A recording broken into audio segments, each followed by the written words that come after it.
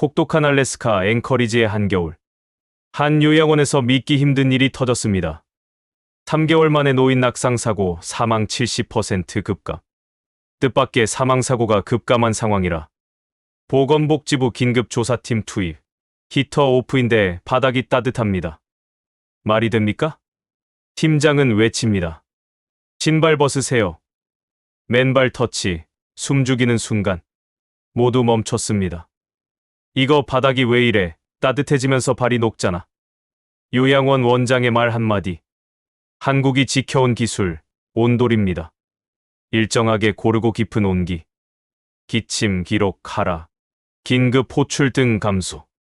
의사가 속삭입니다. 92세 할머니가 갑자기 발이 안 아파요. 정말 안 아파요. 할머니는 지팡이를 던졌습니다. 그리고 걸었습니다. 의료계 발칵 뒤집어졌으며 도시는 묻습니다. 어떻게 한국의 전통이 알래스카의 일상을 점령했나? 지금 공개합니다. 이야기 시작하기 전에 구독과 좋아요 버튼을 꼭 눌러주시면 영상 제작에 아주 큰 힘이 됩니다. 그리고 지금 어디에서 이 영상을 시청하고 계신지 아래 댓글에 나눠주세요. 그럼 시작하겠습니다. 제 이름은 로한 카터입니다. 미국인이며 알래스카 앵커리지에서 살고 일합니다. 이곳의 겨울은 길고 어둡고 숨을 내쉬면 공기 중에 얼어버릴 만큼 춥습니다.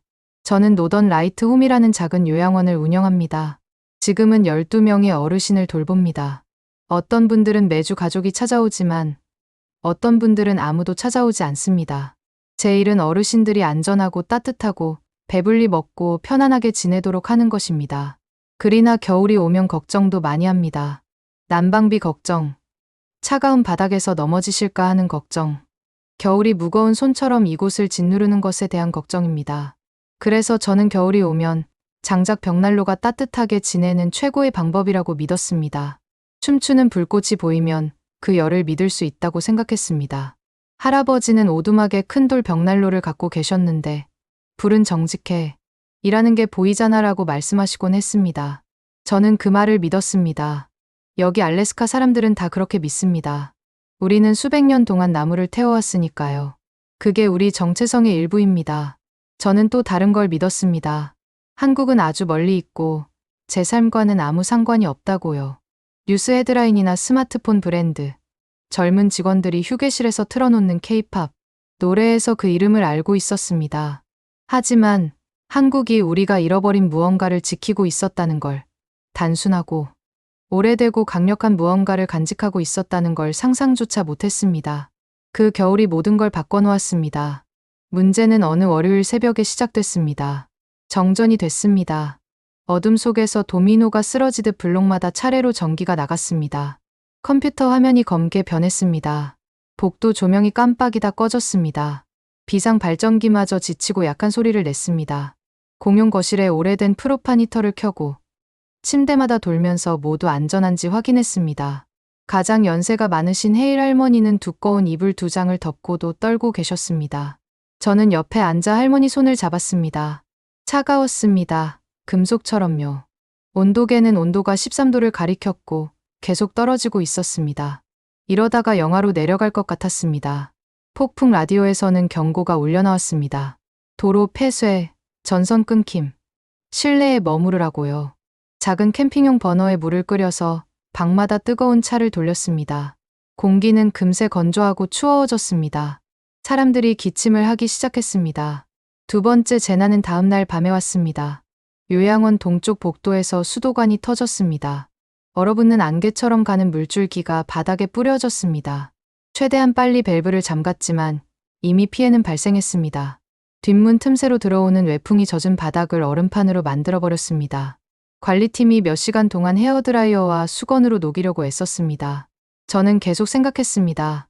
어르신들은 회복하려면 깊고 따뜻한 잠이 필요한데, 하지만 그분들의 잠이 얼마나 얕아졌는지 알 수 있었습니다. 해 뜨기 전에 호출등이 계속 깜빡였습니다. 아무도 제대로 쉬지 못하고 있었습니다. 세 번째 충격은 더 조용했습니다. 피곤해서 그냥 건너뛸 뻔한 방문이었습니다. 한서윤 씨가 얼마 전에 시간제 코디네이터로 저희 직원이 됐습니다. 차분하고 체계적이었고 일이 잘못될 때도 항상 웃어서 저는 정말 고마웠습니다. 서윤 씨는 계속 저를 집으로 초대했습니다. 꼭 오세요라고 말하곤 했습니다. 제 남편 도윤이가 로한 씨를 만나고 싶어 해요. 대학에서 건물과 에너지를 연구하거든요. 두 분이 꼭 대화를 나누셨으면 좋겠어요. 저는 마침내 그러겠다고 했습니다. 그날 저녁 그들의 작은 목장식 주택에 들어섰을 때 뭔가 달랐습니다. 공기가 따뜻했습니다. 뜨겁지도 답답하지도 않고 그냥 따뜻했습니다. 온도가 24도였는데 제가 경험했던 어떤 난방된 방보다도 더 부드럽게 느껴졌습니다. 설명할 수가 없었습니다. 신발 벗어주세요. 서윤 씨가 웃으며 말했습니다. 저는 부츠를 벗고 두꺼운 양모 양말도 벗었습니다. 맨발을 바닥에 놓았습니다. 한여름 강가에서 햇볕에 데워진 돌 위에 서 있는 것 같았습니다. 정말 따뜻한 온기가 발바닥을 타고 온몸으로 올라왔습니다. 저는 얼어붙었습니다. 아래를 내려다봤습니다. 바닥은 그냥 평범한 타일이었습니다. 연한 갈색에 깨끗했습니다. 하지만 따뜻했습니다. 표면만 따뜻한 게 아니라 깊이 따뜻했습니다. 마치 열이 땅 자체에서 솟아오르는 것 같았습니다. 이게 온돌입니다. 서윤 씨의 남편인 최도윤 씨가 말했습니다. 마른 체구에 동그란 안경을 쓴 연구자 특유의 신중한 말투를 가진 분이었습니다. 한국에서는 공기가 아니라 바닥을 데웁니다. 온기가 몸을 통해 고르게 올라가요. 공기가 건조해지지 않고요. 사람들이 더 잘 자죠. 관절도 덜 아프고 밖이 아무리 추워도 안은 편안하게 지낼 수 있습니다. 저는 거기 서서 열이 발을 통해 올라오는 걸 느꼈습니다. 발목으로, 무릎으로요. 긴 근무 후에 항상 아팠던 허리가 풀리기 시작했습니다. 천천히 풀리는 매듭 같았습니다. 서윤 씨가 차를 따랐습니다. 저희 어머니는 무릎이 안 좋으셨어요. 그녀가 말했습니다. 하지만 겨울에도 온돌 덕분에 훨씬 오래 걸으실 수 있었어요. 열이 발을 통해 아래에서 관절을 만지거든요. 느껴지시죠? 저는 고개를 끄덕였습니다. 느껴졌습니다. 그리고 뭔가 중요한 걸 이해하기 시작했습니다. 알래스카에서는 추위로 죽는 사람들 얘기를 합니다. 입술을 터지게 하고 한밤중에 목이 말라 깨게 만드는 건조한 열 얘기를 합니다. 장작 연기와 전기세 고지서와 얼어붙은 파이프 얘기를 합니다. 하지만 아무도 따뜻한 바닥에 대해서는 얘기하지 않습니다. 저는 생각했습니다. 바닥이 그냥 걷는 표면이 아니라면, 우리가 사용하는 걸 잊어버린 도구라면? 그리고 이렇게 생각했습니다. 한국은 이걸 수천 년 동안 지켜왔구나. 우리가 나무를 패고 벽난로를 만드는 동안 그들은 바닥을 데우고 있었구나. 그런데 우리는 전혀 몰랐구나. 그날 밤 집에 돌아와서 노란 메모장을 꺼냈습니다. 내 줄을 적었습니다. 온돌 시도해보기. 비용. 건축법규. 이사회에서 비웃을까? 잠을 자려고 했습니다. 하지만 계속 발 아래 그 따뜻한 바닥이 느껴졌습니다. 멈출 수 없는 기억처럼요. 다음 날 아침, 저는 이사회 회의를 소집했습니다. 요양원 서쪽 동을 개장한 날 아침, 사람들은 우리가 온돌 설치에 실패할 거라는 걸 말하러 왔습니다. 몇몇은 주차장에 서서 팔짱을 끼고 있었습니다. 다른 사람들은 전화로 경고처럼 들리는 질문들을 했습니다. 몇몇은 정문까지 찾아와서 저를 직접 만나고 싶다고 했습니다. 예의는 바랐지만 목소리에는 걱정이 가득했습니다. 멀쩡한 바닥을 정말 뜯어내시는 거예요? 한 여성이 물었습니다. 우리 입소자 중 한 분의 딸이었습니다. 우리 아버지는 알래스카 겨울을 60년이나 견뎌내셨어요. 실험적인 외국 난방 시스템 같은 건 필요 없어요. 제대로 작동하는 걸로 하면 돼요. 저는 그녀의 두려움을 이해했습니다. 변화는 무섭습니다. 특히 사랑하는 사람이 관련되어 있을 때는요. 특히 그 사람이 늙고 약하고 당신이 보호해야 할 사람일 때는 더더욱요. 하지만 저는 그녀가 아직 모르는 걸 알고 있었습니다. 저는 그 바닥을 발로 느껴봤습니다. 어떤 차이를 만드는지 봤고요. 그래서 미소 지으며 말했습니다. 3일 후에 다시 오세요. 직접 걸어보시고 나서 결정하세요. 그녀는 고개를 끄덕였지만 확신하는 것 같지는 않았습니다. 요양원 서쪽 동 안에서는 시공팀이 꾸준히 작업했습니다. 벽난로, 히터도 다 뜯어내고 오래된 비닐 바닥재를 긴 띠로 걷어냈습니다. 그 밑에는 합판이 있었고 그 아래에는 원래의 콘크리트 슬래브가 있었습니다. 회색이고 차갑고 지쳐 보였습니다. 마치 너무 오래 아무 도움도 없이 건물을 떠받치고 있었던 것 같았습니다. 팀은 가는 플라스틱 파이프들을 바닥에 조심스럽게 고리 모양으로 깔았습니다. 파이프는 뜨거운 물을 운반할 것이었습니다. 끓는 물은 아니고 따뜻한 물, 온도가 38도 정도였습니다. 그런 다음 파이프 위에 새 콘크리트를 부어 고정했습니다. 콘크리트가 굳어야 했기 때문에 기다려야 했습니다. 사람들이 지켜보면서 실패하기를 기대할 때 기다리는 건 힘든 일입니다. 도윤 씨는 매일 와서 설치 상태를 확인했습니다. 클립보드와 작은 디지털 온도계를 들고 다녔습니다. 파이프의 압력을 테스트했습니다. 보일러가 제대로 연결됐는지 확인했습니다. 콘서트 전에 악기를 조율하는 음악가처럼 차분하고 정확했습니다. 한편 서윤 씨는 공사가 진행되는 동안 입소자분들을 활동실로 모셨습니다. 신문을 읽어드렸습니다. 카드 놀이를 했고요. 쿠키와 차를 대접했습니다. 방들이 변신하는 동안 입소자분들이 산만해지지 않고 편안하게 지낼 수 있도록 했습니다. 어떤 분들은 투덜거렸습니다. 어떤 분들은 언제 자기 침대로 돌아갈 수 있냐고 물었습니다. 한 어르신은 난 변화가 싫어. 변화는 젊은 사람들이나 하는 거야 라고 말씀하셨습니다. 셋째 날 늦은 오후가 되자 콘크리트가 충분히 굳었습니다. 도윤 씨가 시스템을 켰습니다. 온도 조절기를 24도로 설정하고 기다렸습니다. 10분이 지났습니다. 아무 일도 없었습니다. 20분. 여전히 아무것도 없었습니다. 간호사 한 명이 한숨을 쉬며 손목시계를 확인했습니다. 30분. 그때 들렸습니다. 다용도실 보일러에서 낮은 웅웅거리는 소리였습니다. 집 다른 쪽에서 고양이가 가르랑거리는 것 같았습니다. 그리고 설명하기 어려운 일이 일어났습니다. 아주 차가웠던 바닥이 점점 차가워지지가 않았어요. 그리고 숨과 온기가 천천히 고르게 퍼져나갔습니다. 마치 평평한 해변을 가로질러 밀려오는 밀물처럼요. 구석구석으로 틈이나 차가운 지점 없이 퍼져나갔습니다. 처음에 우리가 실패하는 걸 보러 온 방문객들은 아무것도 못 느끼겠다고 했습니다. 복도에 여전히 팔짱을 낀 채 서서 우리가 모두의 시간과 돈을 낭비했다는 증거를 기다렸습니다. 그때 헤일 할머니가 방에서 나오셨습니다. 92세셨고 양쪽 무릎과 발목에 관절염이 있어서 겨울마다 붓곤 했습니다. 보통은 침대에서 나오는데 도움이 필요했습니다. 보통은 서려고 시도하기 전에 금속 다리 보조기를 달라고 하셨습니다. 하지만 그날 오후에는 침대 옆으로 발을 내려 천천히 조심스럽게 새바닥에 디뎠습니다. 눈썹이 올라갔습니다. 금속 다리 보조기도 요청하지 않고 일어서셨습니다. 한 걸음을 내디뎠습니다. 그 다음 또 한 걸음. 그리고 세 번째 걸음을요.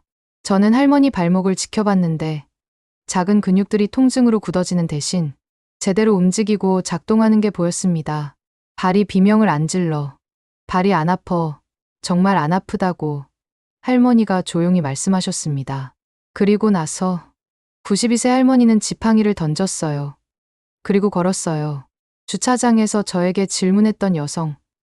헤일 할머니의 딸이 문간에 서서 입을 약간 벌리고 있었습니다. 아무 말도 하지 않았습니다. 할 필요가 없었습니다. 그날 밤 또 다른 변화가 있었습니다. 다음 날 아침 야간 근무 일지를 확인했습니다. 일지에는 모든 게 기록됩니다. 입소자들이 호출 버튼을 몇 번 눌렀는지, 몇 명이 물을 달라고 했는지, 밤새 몇 번 기침했는지, 잠을 못 자서 복도를 배회한 사람이 몇 명인지요. 숫자가 줄었습니다. 보통 겨울에는 밤에 1520회 기침이 기록됐습니다. 그날 밤에는 6회였습니다. 보통 입소자들은 공기가 너무 건조해서 목이 아파 매시간 물을 달라고 했습니다.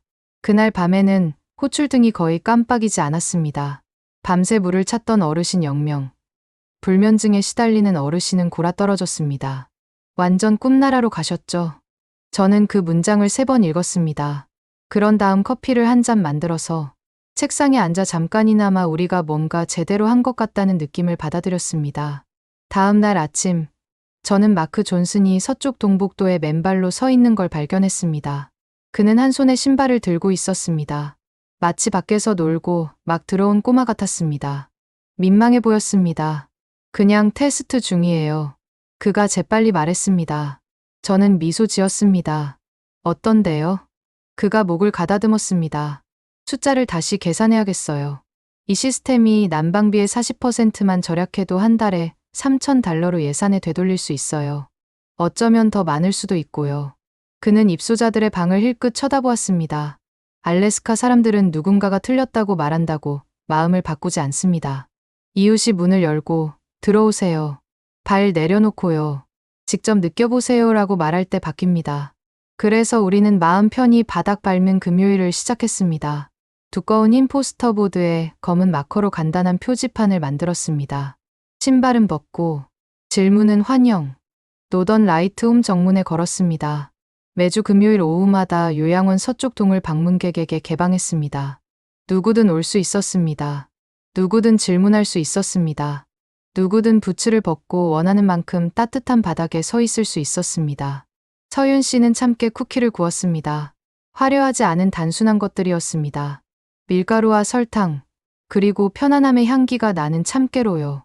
저는 큰 커피포트 2개를 끓였습니다. 도윤 씨는 5가지 항목이 담긴 한 장짜리 유인물을 인쇄했습니다. 시스템 작동 방식, 설치 비용, 건축법규 요구사항, 유지 관리 방법, 도움을 요청할 사람이었습니다. 판매 멘트는 없었습니다. 그냥 사실만이었습니다. 첫 번째 금요일에는 내 가족이 왔습니다. 긴장한 듯 보였습니다. 박물관을 방문한 것처럼 문간에 서서 뭘 만져도 되는지 확신하지 못하는 것 같았습니다. 한 남성은 코트를 끝까지 올려 잠갔습니다. 한 여성은 가슴에 핸드백을 꽉 껴안고 있었습니다. 괜찮아요. 제가 그들의 부츠를 가리키며 말했습니다. 벗으세요. 그들은 천천히 벗었습니다. 양말 신은 채로 바닥에 발을 디뎠습니다.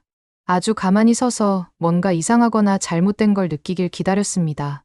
하지만 바닥은 극적인 일을 하지 않았습니다.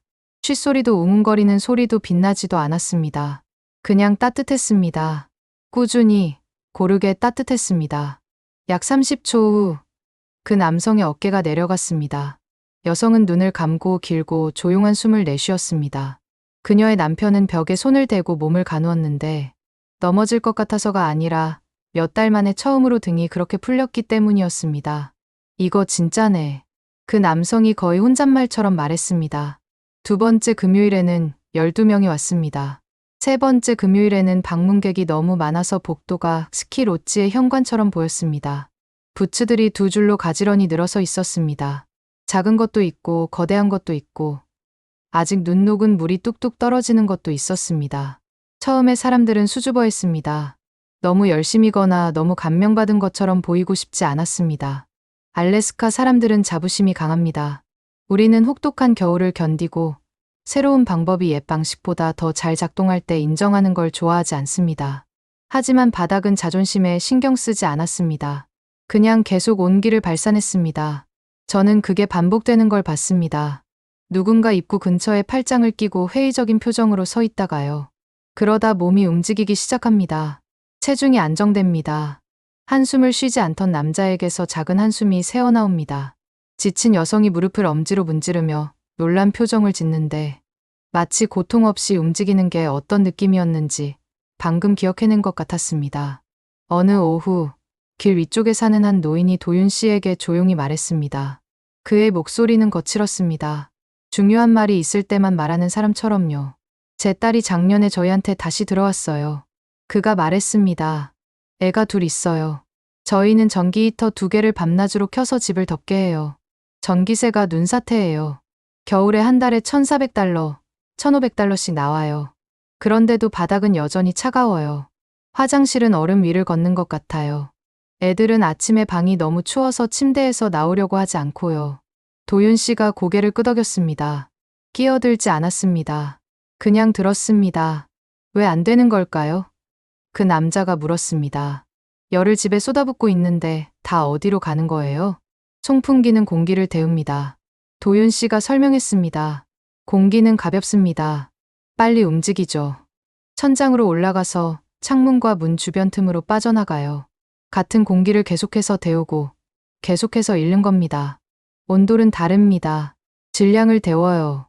콘크리트, 바닥 자체를요. 질량은 열을 붙잡아두고 천천히, 고르게 방출합니다. 화장실이 따뜻한 이유는 바닥이 열을 발산하는 걸 멈추지 않기 때문이에요.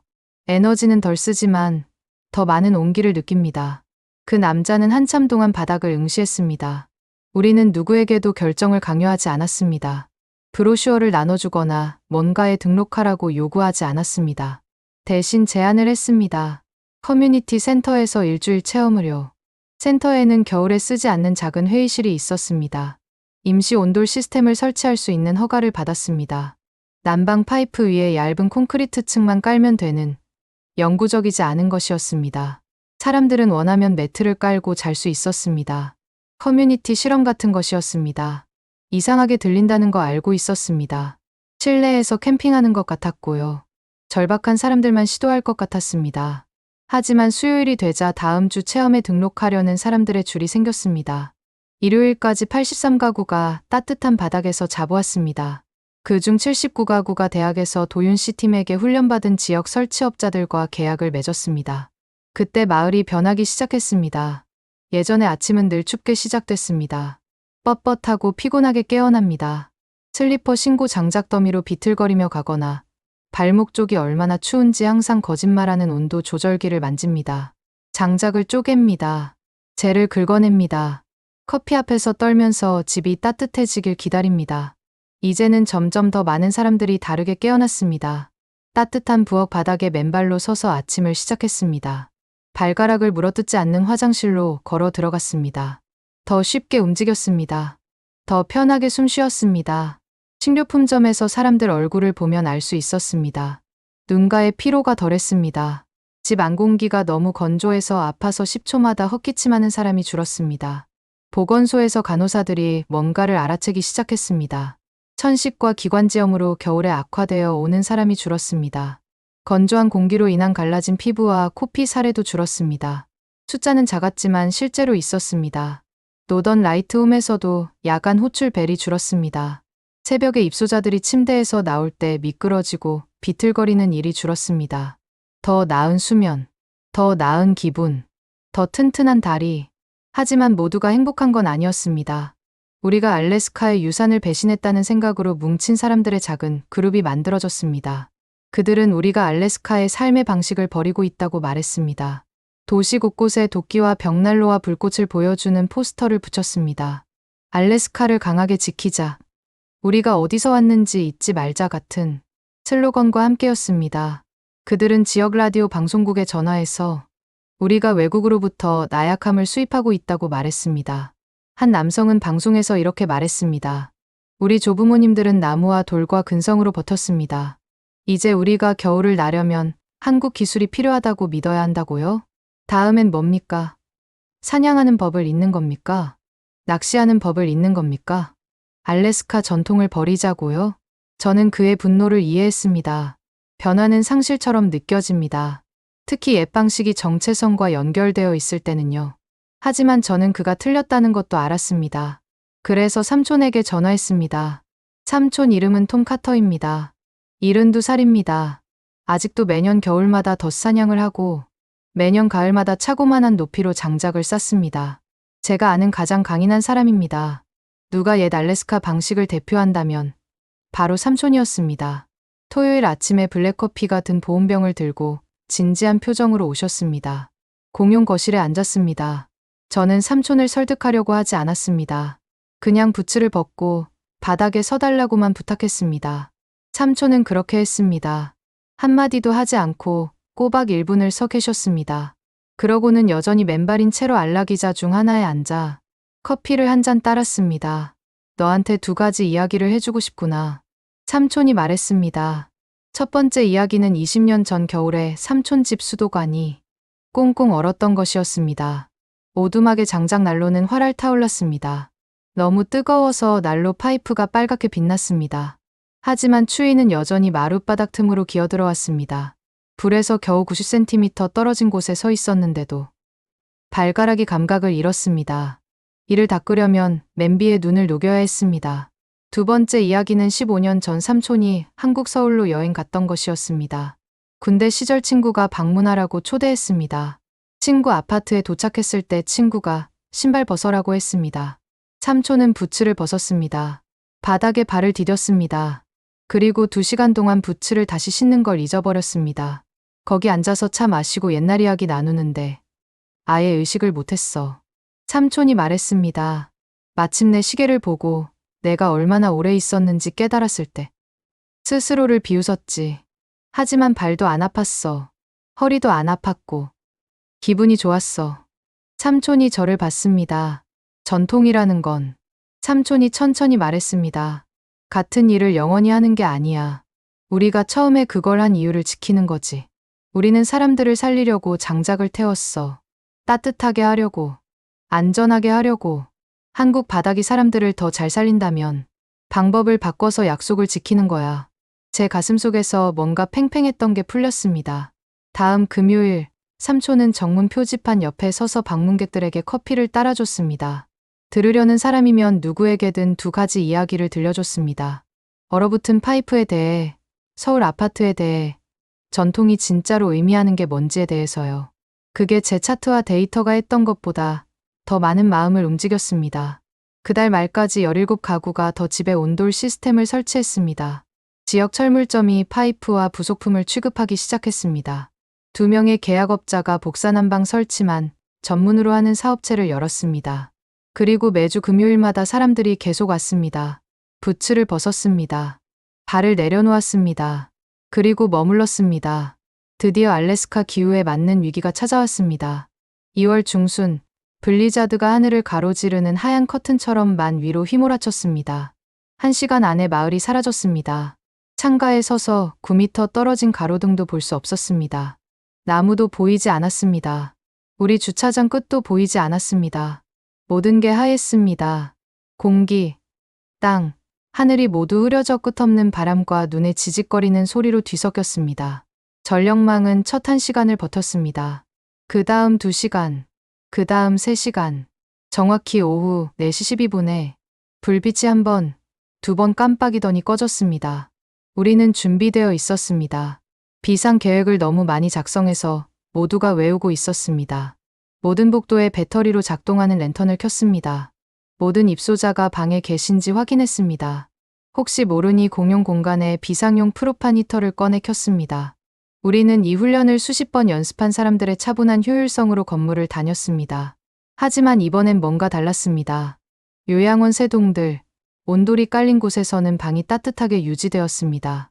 타오르듯 뜨겁지는 않았지만 충분히 따뜻했습니다.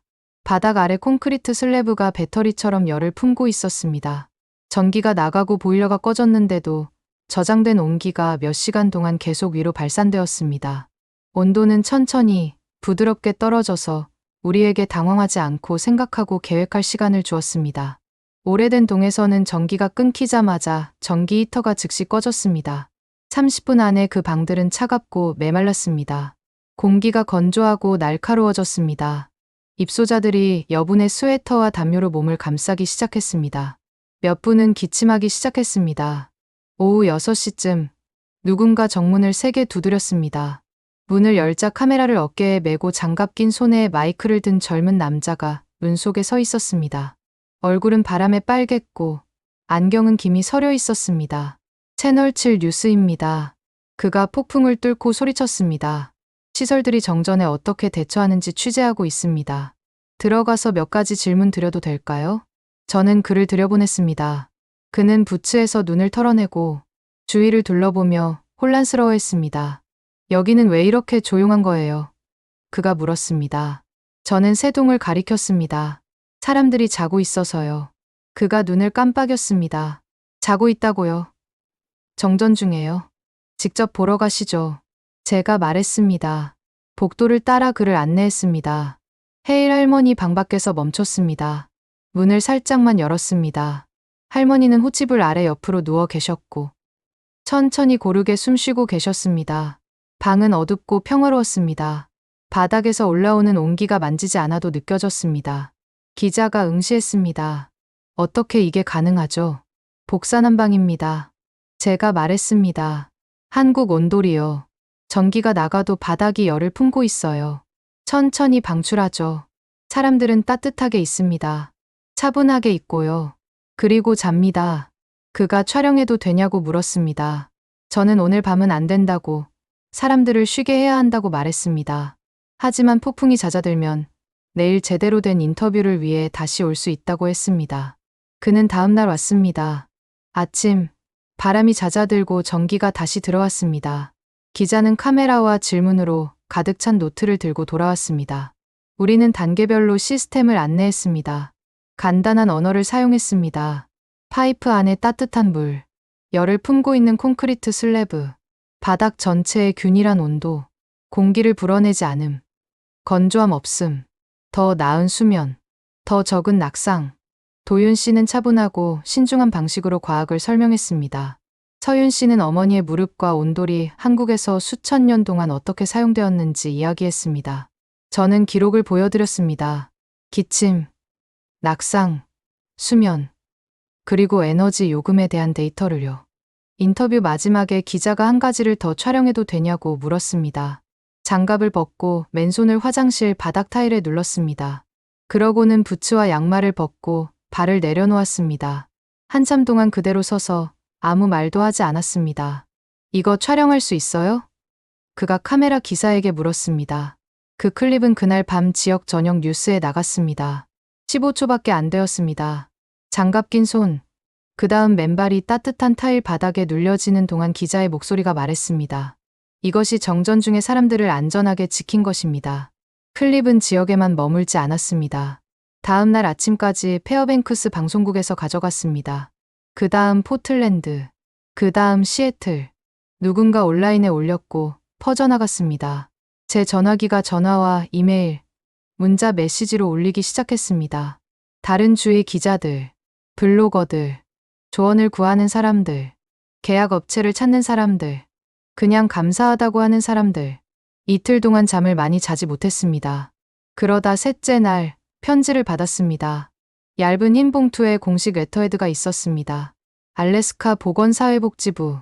배가 조였습니다. 공식 편지는 좋은 소식인 경우가 드물거든요. 조심스럽게 열었습니다. 편지는 격식 있고 정중했습니다. 그들이 뉴스 보도를 봤다고 했습니다. 우리 온돌 시스템에 관심이 있다고요. 데이터를 검토하고 싶다고 했습니다. 야간 기침 횟수, 낙상 기록, 수면 보고서, 에너지 요금, 유지 관리 기록을요. 우리가 건축 및 화재 규정을 준수하고 있는지 알고 싶어 했습니다. 주내 다른 요양시설에 교육을 제공할 계획이 있는지 물었습니다.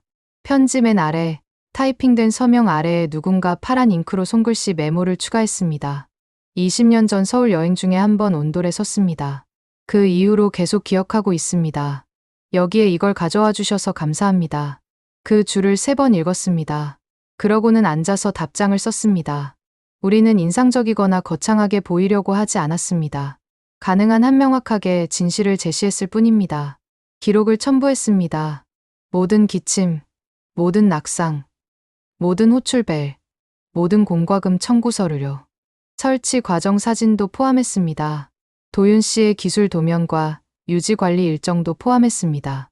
입소자들과 그 가족들의 증언도 포함했습니다. 일주일 안에 답장을 보냈습니다.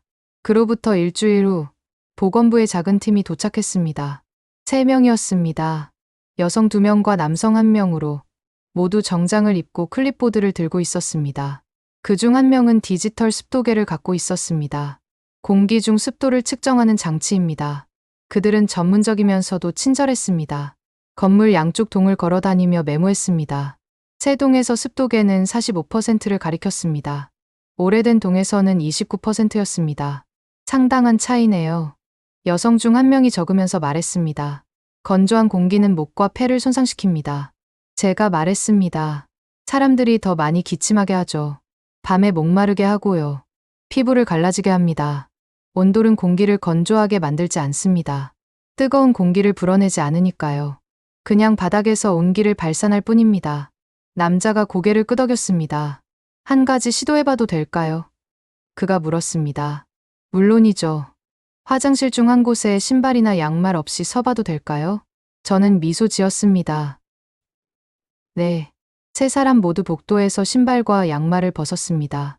수영장 온도를 테스트하는 아이들처럼 한 번에 1명씩 화장실로 들어갔습니다. 따뜻한 타일 위에 서서 발가락을 꼼지락거렸습니다. 한참 동안 아무도 아무 말도 하지 않았습니다. 그러다 젊은 여성이 웃었습니다. 놀라고 기뻐하는 웃음이었습니다. 놀라워요. 그녀가 말했습니다. 그들은 2시간 동안 머물렀습니다. 좋은 질문들을 했습니다. 사진을 찍었습니다. 모든 방의 온도를 측정했습니다. 떠날 때 제 손을 잡고 감사 인사를 했습니다. 그중 1명이 말했습니다. 곧 연락드리겠습니다. 정책 변화가 있을 것 같습니다. 그게 정확히 무슨 의미인지는 몰랐습니다. 하지만 희망적으로 들렸습니다. 그해 봄, 커뮤니티 센터에서 작은 행사가 열렸습니다. 화려하지는 않았습니다. 접이식 의자가 있었고 누군가 너무 가까이 서면 삑삑거리는 마이크가 있었습니다. 하지만 방은 가득 찼습니다. 가족들이 왔습니다. 계약업체들이 왔습니다. 교사들과 간호사들, 가게 주인들이 왔습니다.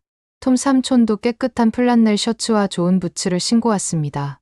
지역 초등학교 아이가 커뮤니티 센터의 새 온돌 방 출입구에 걸린 리본을 잘랐습니다. 시장님이 안전과 수면, 긴 겨울을 함께 돌보는 것에 대한 짧은 연설을 읽었습니다.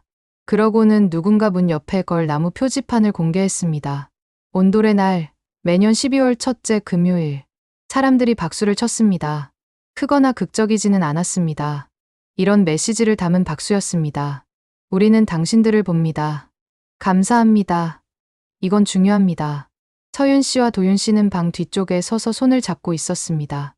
그들은 인정받기를 원하지 않았습니다. 주목받고 싶어 하지도 않았습니다. 하지만 저는 다가가서 그들을 앞으로 끌어냈습니다.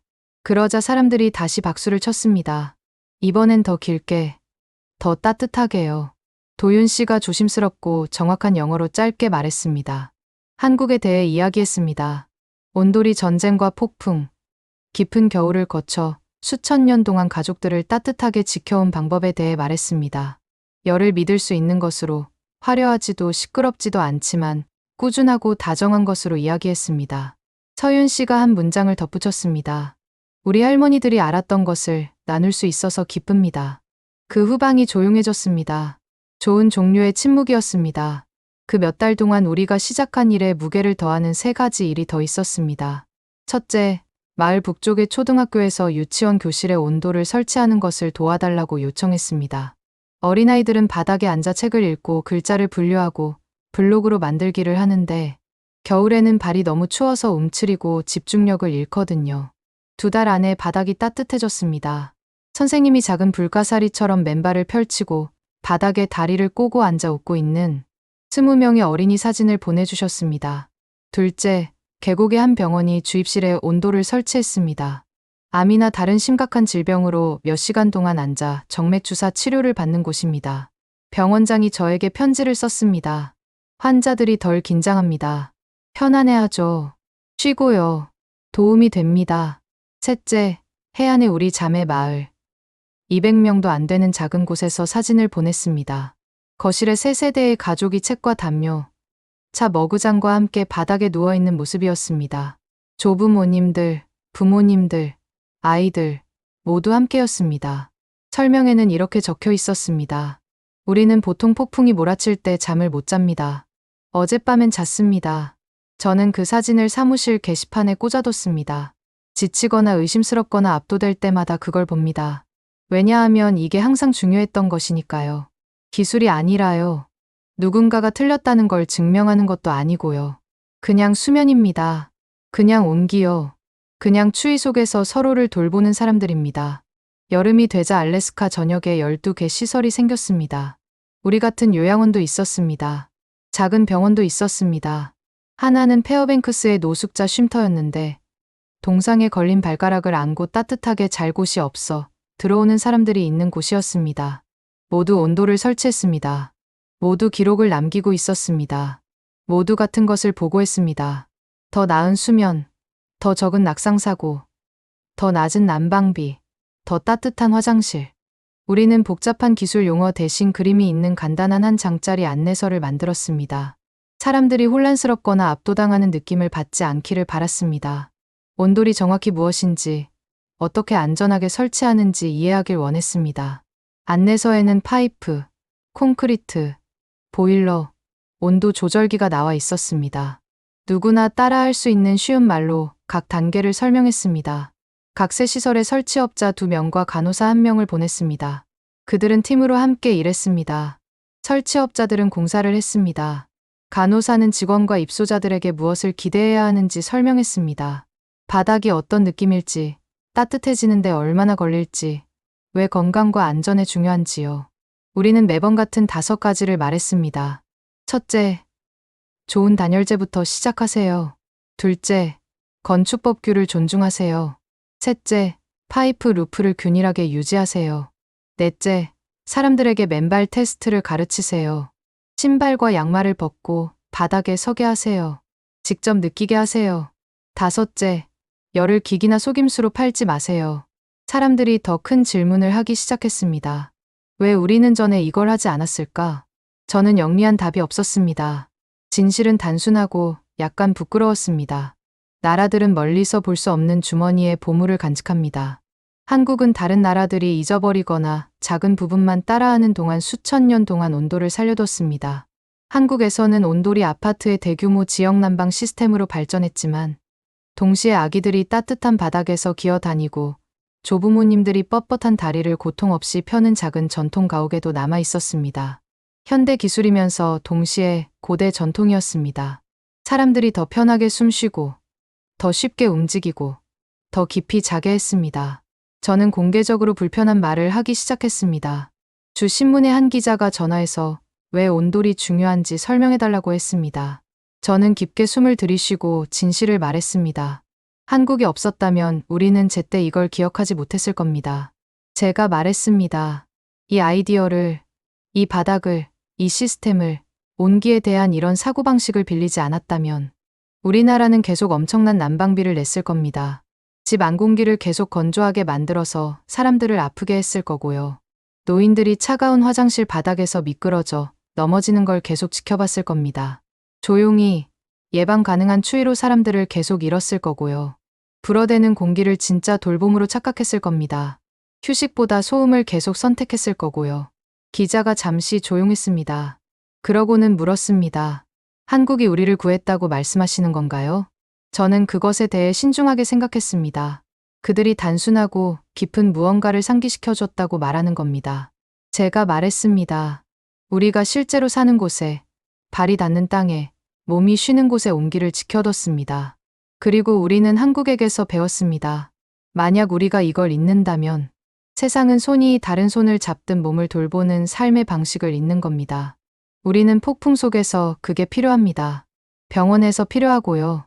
연약하고 겁먹고 그저 또 다른 겨울을 버티려는 사람들이 있는 집에서 필요합니다. 기사는 일주일 후 나왔습니다. 어떤 사람들은 좋아했습니다. 어떤 사람들은 제가 너무 극적이라고 했습니다. 몇몇은 외국을 칭찬해서 애국심이 없다고 했습니다. 하지만 대부분의 사람들, 실제로 따뜻한 바닥에 서본 사람들은 그저 고개를 끄덕이며 맞아요라고 말했습니다. 그러고 7월 말 모든 걸 바꾼 전화를 받았습니다. 저는 노던 라이트 홈의 세탁실에서 수건을 개고 건조기 소리를 들으며 있었습니다. 전화가 울렸습니다. 손에 뭘 들고 있어서 거의 받지 않을 뻔했는데 뭔가가 저를 전화기로 이끌었습니다. 다른 쪽 목소리는 차분하고 전문적이었습니다. 자기 이름은 데이비드 브레넌이고 워싱턴 D.C.의 연방보건복지부에서 일한다고 했습니다. 당신 일을 지켜봐왔습니다. 그가 말했습니다. 숫자들을 봤습니다. TV 보도도 봤고요. 주 보건부 보고서도 읽었습니다. 감명받았습니다. 저는 수건을 내려놓고 건조기에 기댔습니다. 시범 프로그램을 시작하고 싶습니다. 그가 계속했습니다. 북부주들의 요양원, 병원, 쉼터의 온도를 최대한 빨리 보급하고 싶습니다. 그걸 실현할 자금을 마련할 준비가 됐습니다. 얼마나요? 제가 물었습니다. 시작으로 $10,000,000입니다. 저는 플라스틱 세탁 상자에 3개 주저앉았습니다. 숫자가 너무 커서 머리로 감당할 수가 없었습니다. 쓸 수 있겠습니까? 그가 물었습니다. 저는 웃었습니다. 짧고 숨 가쁜 웃음이었습니다. 필요하다면 더 적게도 쓸 수 있습니다. 그리고 자격이 된다면 더 많이도요. 그도 웃었습니다. 바닥 기금이라고 부를 겁니다. 인상적이죠? 우리는 다음 1시간을 전화로 보내며 계획을 그렸습니다. 알래스카, 몬태나, 노스다코타, 미네소타, 위스콘신, 미시간에 걸쳐 시설들을 표시하는 점들이 있는 간단한 지도를 그렸습니다. 연 단위로 얘기하지 않았습니다. 주와 월 단위로 얘기했습니다. 빠르게 움직이고 싶었습니다. 앰뷸런스가 사람들에게 도달하기 어려운 곳을 선택했습니다. 매년 겨울 전력망이 끊기는 곳을 선택했습니다. 바닥이 너무 차가워서 밟으면 아파서 자기 화장실조차 두려워하는 노인들이 있는 곳을 선택했습니다. 계획 맨 위에 단 하나의 약속을 썼습니다. 따뜻한 발, 조용한 밤. 그게 전부였습니다. 그게 전체 임무였습니다. 물론 실수도 했습니다. 페어뱅크스의 한 팀은 일정이 밀려서 콘크리트 경화 시간을 서둘렀습니다. 슬래브가 갈라졌습니다. 우리는 뜯어내고 처음부터 다시 해야 했습니다. 준호 근처 병원의 한 설치업자는 온도 센서 연결을 잊어버렸습니다.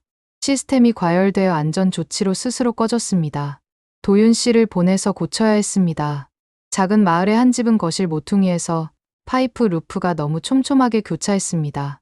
작은 뱀처럼 가느다란 차가운 선이 바닥을 가로질러 남았습니다. 맨발로 느껴질 정도였습니다. 우리는 판에서 루프를 제대로 다시 했습니다. 모든 실수를 고쳤습니다. 숨기거나 없었던 척하지 않았습니다. 모두 다음엔 더 적게라고 공책에 적었습니다. 공책을 사용해 새 설치업자들을 훈련했습니다. 비난도 없이, 수치심도 없이 가르쳤습니다. 그저 뭐가 잘못됐는지, 왜 그런지, 어떻게 피할 수 있는지요. 8월의 어느 저녁, 감사의 표시로 수제 베리파이를 들고 서윤 씨와 도윤 씨 집으로 차를 몰고 갔습니다. 창문을 열고 부드러운 바람이 들어오는 거실에 앉았습니다. 2년 전 그 첫날 밤처럼 맨발로 그들의 따뜻한 바닥에 섰습니다. 저는 그동안 마이크에 대고 인터뷰하면서 말해온 것들을 그들에게 말했습니다. 온도를 살려두고 우리와 나눈 것에 대해 한국에게 공개적으로, 반복적으로 공로를 돌려왔다고 말했습니다. 도윤 씨가 진지하게 저를 봤습니다. 더 크게 말해야 합니다. 그가 말했습니다. 자부심 때문이 아닙니다. 정치 때문도 아니고요. 온기를 고르게 하는 바닥은 사람들이 서로를 대하는 방식을 바꾸니까요. 우리 아래 땅이 부드러울 때 우리는 더 자주 부드러워집니다. 우리 몸이 추위와 싸우지 않을 때 우리는 친절할 에너지가 더 많아지죠. 저는 그것에 대해 오래 생각했습니다. 여름이 끝날 무렵 서울에서 한 그룹이 방문하러 왔습니다. 6명이었습니다. 엔지니어 3명, 간호사 2명, 그리고 도시계획가 1명이었습니다. 그들은 우리가 알래스카에서 하는 일에 대해 들었고 직접 보고 싶어 했습니다. 태평양을 가로질러 날아온 다음 작은 비행기로 앵커리지까지 왔습니다. 우리는 그들에게 노던 라이트 홈 투어를 제공했습니다. 그들은 복도를 천천히 걸으며 벽을 부드럽게 만졌습니다. 친구가 새로 칠한 방의 색을 손으로 느끼고 싶을 때처럼요. 조용하고 사려 깊은 질문들을 했습니다. 메모를 했습니다. 미소 지었습니다. 엔지니어 중 한 명, 은색 안경을 쓴 50대 여성이 서쪽 동복도 한가운데서 멈췄습니다. 신발을 벗고 양말 신은 채 바닥에 섰습니다. 우리는 당신들이 우리가 지킨 것을 빌렸을 때 무엇을 바꿨는지 배우러 왔습니다. 그녀가 말했습니다. 저는 그들이 떠난 후 밤새 빌렸다는 단어에 대해 생각했습니다. 우리는 바닥을 빌렸습니다. 아이디어를 빌렸습니다. 온기와 휴식, 추위 속에서 사람들을 돌보는 방법에 대한 수천 년의 한국 지혜를 빌렸습니다. 그리고 그 대가로 우리는 수년간 배급해왔던 사람들에게 수면을 돌려줬습니다. 너무 오랫동안 차가웠던 발에 온기를 줬습니다. 자기 화장실을 가로질러 걷는 게 두려웠던 노인들에게 안전을 줬습니다. 그건 공정한 거래처럼 느껴졌습니다. 아니요. 절대 완전히 갚을 수 없는 선물처럼 느껴졌습니다. 제 노던 라이트홈 사무실에는 긴 바인더 선반이 있습니다. 하나하나가 두껍고 종이로 가득 차 있습니다. 차트, 일지, 보고서, 한밤중에 뭔가 잘못되거나 잘 됐을 때 쓴 메모들입니다. 온돌 이전에 겨울이라고 표시된 바인더를 꺼내면 페이지에서 희미하게 장작 연기와 건조기 시트 냄새가 납니다. 안에 차트들은 선과 숫자로 그려진 걱정처럼 보입니다. 높은 난방비, 긴 낙상 목록, 밤마다 이어지는 기침, 깜빡이는 호출 등 새벽 3시에 깨어있는 사람들, 춥고 목마르고 겁먹은 사람들입니다. 온돌 이후에 겨울라고 표시된 바인더를 꺼내면 다른 것이 보입니다. 완만한 비탈을 꾸준히 내려가는 선처럼 낙상 감소를 추적할 수 있습니다. 야간 기침 감소, 호출 버튼 누름 감소, 난방비 감소를 볼 수 있습니다. 수년간 오르막과 싸우다가 마침내 더 평평하고 쉬운 길을 찾은 강처럼요. 숫자는 이야기를 들려줍니다. 하지만 숫자는 실제로 시험 받기 전까지는 그저 종이 위의 표시일 뿐입니다. 10월에 한 번 더 힘든 시험이 왔습니다. 우리 마을에 난방 연료를 배달하기로 한 보급선이 알래스카만의 폭풍 때문에 늦어졌습니다. 동시에 이른 한파가 닥쳤습니다. 온도가 빠르게 떨어지고 바람이 울부짖고 오후 중반에 창문에 서리가 기어올랐습니다. 마을은 계획했던 것보다 더 많이 필요했고 연료는 부족했습니다. 사람들은 겁에 질렸습니다. 우리는 결정을 내렸습니다. 이제 따뜻한 온돌 바닥이 있는 커뮤니티 홀을 비상 대피소로 열기로 했습니다. 자원봉사자들을 모았습니다. 사람들이 뼈에 무릎 꿇거나 눕지 않도록 얇은 수면 매트를 깔았습니다. 부엌에서 큰 냄비에 쌀죽과 채소 스튜를 끓였습니다. 저녁 5시에 문을 열고 새벽 2시까지 열어뒀습니다. 가족들이 왔습니다. 어린 자녀를 둔 싱글맘들, 혼자 사는 노인들, 부모님이 야간 근무를 하고 집에 난방을 틀 형편이 안 되는 10대 몇 명. 그들은 춥고 긴장한 채 들어왔습니다. 어깨를 움츠리고 얼굴은 걱정으로 굳어 있었습니다. 그리고 그들은 신발을 벗었습니다. 따뜻한 바닥에 발을 디뎠습니다. 매트를 펼쳤습니다. 자녀들을 옆에 웅크리게 하고 누웠습니다. 어깨에 얇은 담요를 끌어당겼습니다. 그리고 잤습니다. 기침하지 않았습니다. 뒤척이지도 않았습니다. 목이 건조하고 따가워서 물을 달라며 몇 시간 깨지도 않았습니다. 카운티 보건소의 한 간호사가 자정에 모두를 확인하러 왔습니다. 오랫동안 문간에 서서 그저 바라봤습니다. 그러고는 제게 걸어와서 조용히 말했습니다. 저는 15년 동안 비상대피소에서 일했습니다. 그녀가 말했습니다. 이렇게 조용한 곳은 본 적이 없습니다. 저는 방을 둘러봤습니다. 30명이 따뜻한 바닥에서 자고 있었습니다. 편하게 숨 쉬며 깊이 쉬면서요. 그때 저는 전에 소리 내어 말할 수 없었던 걸 이해했습니다. 만약 한국이 온도를 빌려주지 않았다면 우리는 더 차가운 사람들이 되었을 것입니다. 단지 손발만이 아니라 문제가 쌓일 때 서로를 대하는 방식에서, 약하고 겁먹은 이들을 위한 자리를 만드는 방식에서, 단순히 생존이 아니라 온기를 제공하는 능력에서 말입니다. 그 가을 3가지 일이 더 있었습니다. 그러면 이 이야기를 마무리하겠습니다. 첫째, 앵커리지에서 북쪽으로 2시간 떨어진 작은 부족 병원이 분만실에 온도를 설치했습니다. 출산 후 첫 몇 시간 동안 지치고 연약하고 회복 중인 산모들이 얼어붙은 화장실 타일을 밟지 않도록 하기 위해서였습니다. 자금을 승인한 부족 원로들이 뭔가를 말했는데 저는 그걸 적어서 벽에 붙였습니다. 우리는 방법을 바꿨을 뿐 약속을 바꾼 게 아니다. 둘째, 페어뱅크스 초등학교의 한 상담 교사가 우리에게 편지를 보냈습니다. 따뜻한 온돌 바닥 위에 부드러운 러그를 깔아 사무실에 조용한 코너를 만들었다고 했습니다. 두려움이나 슬픔, 분노와 씨름하는 불안한 학생들을 점심시간이나 방과 후에 그곳에 앉도록 초대했다고 했습니다. 그 학생들이 차갑고 시끄러운 방의 빈백 의자에 앉을 때보다 따뜻하고 조용한 코너에서 훨씬 빨리 진정했다고 했습니다. 바닥이 그들을 안정시킵니다. 그녀가 썼습니다. 그들 얼굴에서 볼 수 있습니다. 셋째, 11월 초 우리 열린 바닥에 금요일에 한 남자가 왔습니다. 저는 즉시 알아봤습니다. 도끼와 불꽃 그룹을 이끌었던 사람이었습니다. 우리가 알래스카 전통을 버린다는 포스터를 붙인 사람들이요. 라디오 방송국에 전화해서 우리에게 아시아 바닥은 필요 없다고 말했던 사람이었습니다. 그는 혼자 왔습니다. 수제 쿠키 접시를 들고요. 포스터는 없었습니다. 얼굴에 분노나 화가 없었습니다. 그저 조용하고 겸손한 무언가가 있었습니다. 제 아내 허리가 아파서 밤에 깨는 걸 멈췄습니다. 그가 단순하게 말했습니다. 지난달 침실에 온도를 설치했습니다. 5년 만에 처음으로 밤새 자고 있습니다. 제가 틀렸습니다. 죄송합니다. 그는 쿠키 접시를 제게 건네고 떠나려고 했습니다. 저는 그가 더 말하게 하지 않았습니다. 어떤 사과는 단 몇 마디로 완전해지니까요. 약속대로 12월에 다시 온돌의 날을 열었습니다. 커뮤니티 센터가 꽉 찼습니다.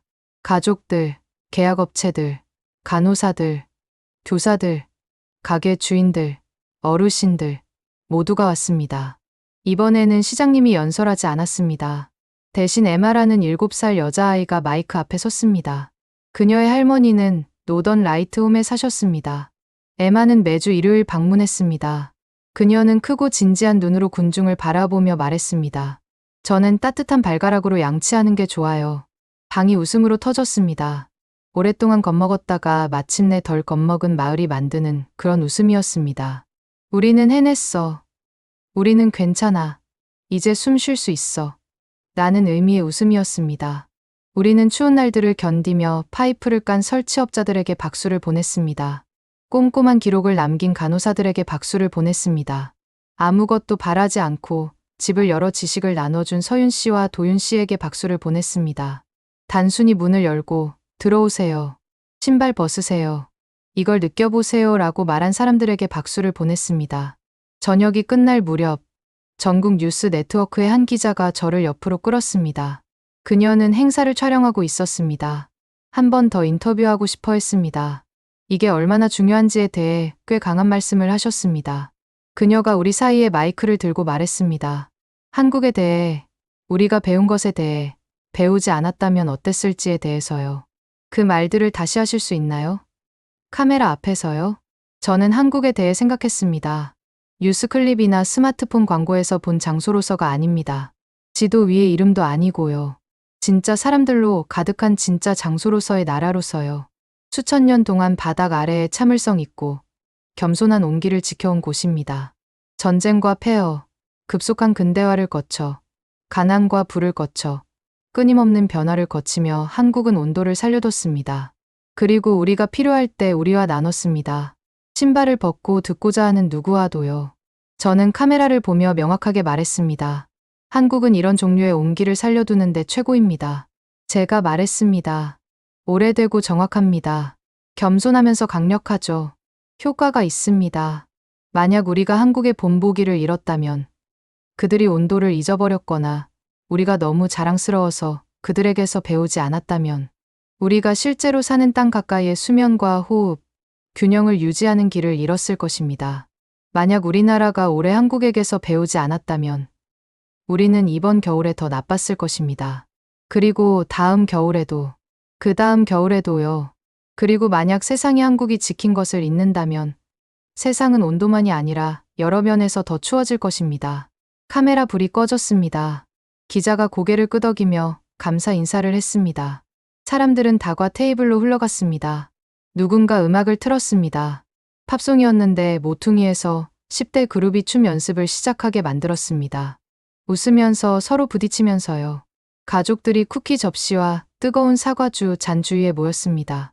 그리고 로비에서 저는 헤일 할머니를 봤습니다. 연세가 99세입니다. 지팡이 없이 천천히 조심스러운 원을 그리며 걸으셨습니다. 뒤꿈치부터 발끝까지, 뒤꿈치부터 발끝까지, 마치 발로 땅에 작고 깔끔한 문장을 쓰는 사람처럼, 마치 말하는 것 같았습니다. 나는 여기 있다. 나는 강하다. 나는 두렵지 않다고요. 밖에서는 12월의 공기가 날카롭고 시렸습니다. 바람이 창문을 덜컥거렸습니다. 온도는 이미 영하로 떨어지고 있었습니다. 안에서는 바닥이 꾸준하고 참을성 있는 온기로 답했습니다. 저는 우리가 배운 모든 것에 대해 생각했습니다. 우리가 받은 모든 것, 우리가 빚진 모든 것. 저는 한국을 잊을 수 없습니다. 한국을 잊지 않을 것입니다. 한국은 세상의 나머지가 흘려보낼 때 소중한 무언가를 지켰습니다.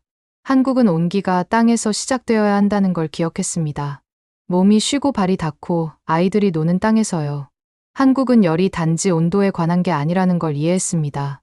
돌봄에 관한 것이고, 부드러움에 관한 것이고, 사람들이 부드럽고 안전할 수 있는 공간을 만드는 것에 관한 것이라는 거요.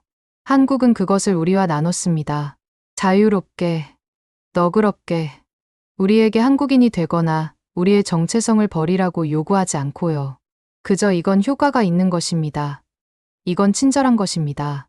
이건 당신이 겨울을 조금 더 품위 있게 버티도록 도울 수 있는 것입니다. 라고요. 저는 그것 때문에 한국을 사랑합니다. 있는 게 더 쉬웠을 수백 년 동안 온도를 살려둔 것 때문에 한국을 사랑합니다. 인내심 있게, 겸손하게 우리에게 어르신과 아이들, 그리고 우리 자신을 돌보는 방법을 가르쳐 준 것 때문에 한국을 사랑합니다. 한국은 이 분야에서 세계 최고입니다. 다른 누구보다 더 시끄럽거나 부유하거나 강력해서가 아닙니다.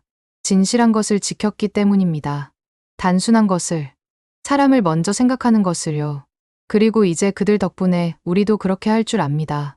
바닥은 따뜻합니다. 사람들은 자고 있습니다. 겨울은 길지만 우리는 준비되어 있습니다. 그리고 우리는 누가 우리를 가르쳤는지 기억합니다. 여러분, 다음 이야기에서도 우리 함께 이 길을 계속 걸어요. 더 깊어지고 더 단단해진 땡큐 한국을 또 전하겠습니다. 이 여정이 오래가도록 여러분의 구독과 좋아요, 그리고 따뜻한 댓글이 큰 힘이 됩니다.